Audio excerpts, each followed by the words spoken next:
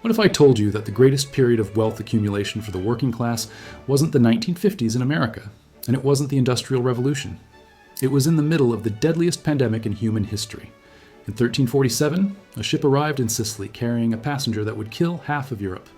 We know the story of the buboes, the doctors in bird masks, and the mass graves, but we rarely talk about what happened the day after the plague ended.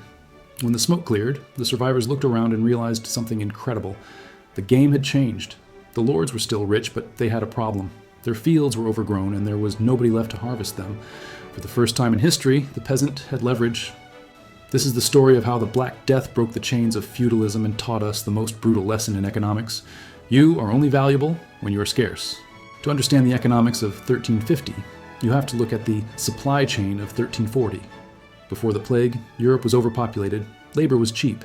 If a peasant demanded higher wages or better food, the lord would simply kick him off the land and replace him with one of the starving, desperate people waiting outside the gate.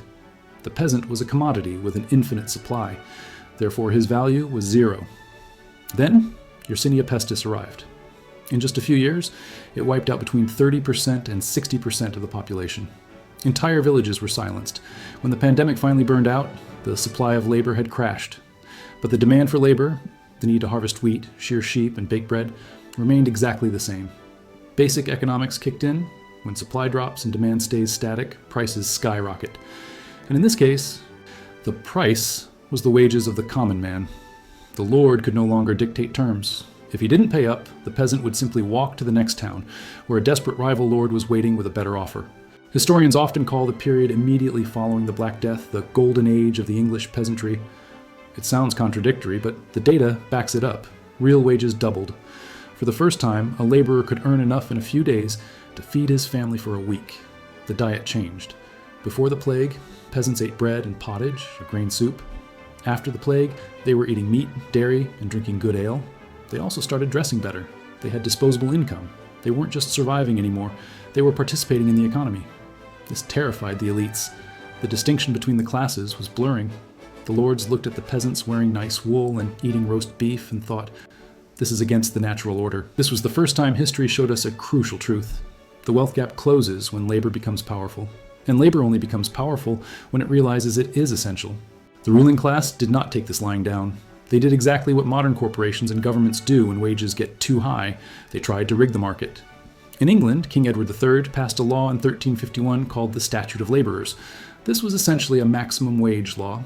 It made it illegal for a peasant to ask for more pay than they earned before the plague. It also made it illegal for a lord to offer more money to steel workers from his neighbor.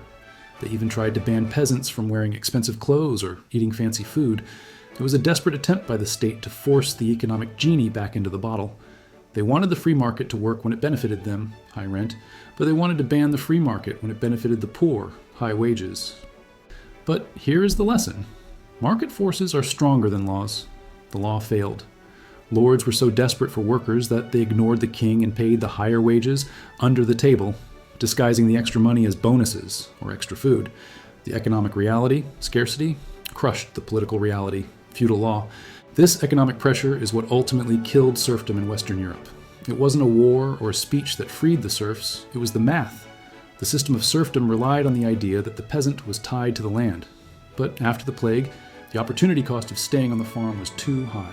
The price signal of the cities, where wages were high, was too strong to ignore. Peasants walked away, they moved to towns, they became artisans. They became the ancestors of the middle class. The lords, realizing they couldn't force people to work for free anymore, started renting out the land for cash instead. This shifted the world from a feudal economy, based on loyalty and service, to a cash economy, based on rent and wages.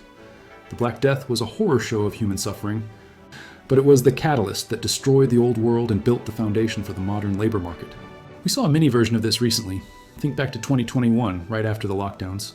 We didn't lose 50% of the population, but we lost a huge chunk of the available workforce.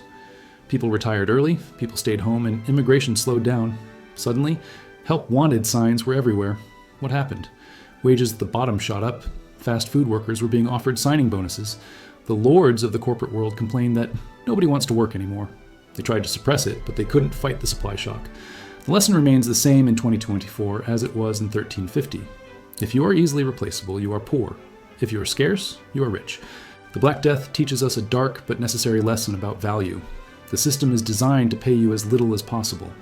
The only time the system pays you what you're worth is when it has no other choice. In the Middle Ages, scarcity was created by a disease. Today, you have to create that scarcity yourself.